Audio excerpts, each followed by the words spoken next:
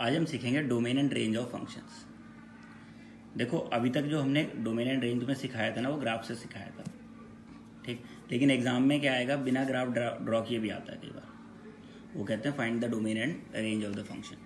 तो यहाँ पे ना हम पहले फंक्शंस को ना कैटेगराइज कर लेंगे। अलग अलग टाइप के फंक्शन है। पहले आते हैं हम पॉलिनोमियल्स पे।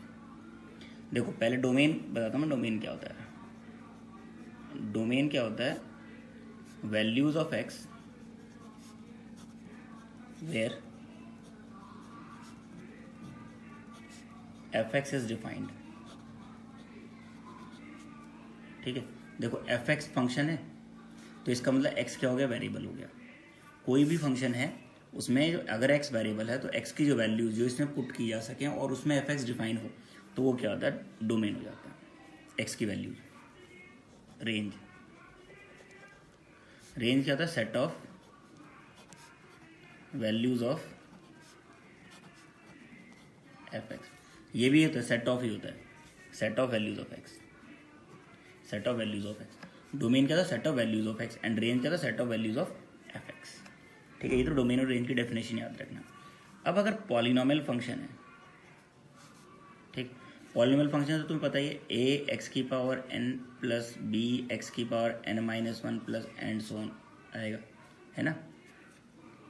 तो इसमें एन क्या होगा, जो एन होगा, एन इंटीजर ही तो रहेगा कोई, ठीक है। ये नेगेटिव वैल्यू नहीं, इंटीजर भी नहीं रहेगा। ये एन की वैल्यू जो होगी ना, अगर ये इस तरह चल रहा है तो एक नेचुरल नंबर होना चाहिए, ठीक है। और अगर ये एन नेचुरल नंबर को बिलोंग कर रहा है, ठीक है, तो क्योंकि पॉलिनोमियल के होना क्या चाहिए, जो वेरिएबल्स हैं, वेरिएबल्स की पावर फ्रैक्शनल नहीं आनी चाहिए। अगर वेरिएबल की पावर फ्रैक्शनल हो जाएगी या फिर वेरिएबल की पावर नेगेटिव हो जाएगी तो वो पॉलिनोमियल नहीं होगा, ये तो पता है। तो अगर n एक नेचुरल नंबर होगा तो यहाँ पे x की क्या क्या वैल्यू यहाँ पुट कर सकते हैं, कोई वैल्यू पुट कर सकते हैं। तो जो डोमेन हो जाएगी ना पॉलिनोमियल्स की, डोमेन हमेशा क्या होगी, रियल नंबर होगी, ठीक है। किसके लिए, पॉलिनोमियल्स के लिए, अगर उन्होंने कोई बाउंडेशन नहीं दी हुई है तो। और रेंज क्या होगी पॉलिनोमियल्स के लिए, वो भी हमेशा क्या होगी, सेट ऑफ रियल नंबर ही होगी, ठीक। यहाँ जो रेंज में है, यहाँ कई बार क्या होगा, कुछ केसेस में बाउंडेशन आ जाएगी। जैसे मैं एक एग्जांपल ले लेता हूँ, F X is equal to, मान लो मैंने एक एक्स स्क्वायर लिख दिया।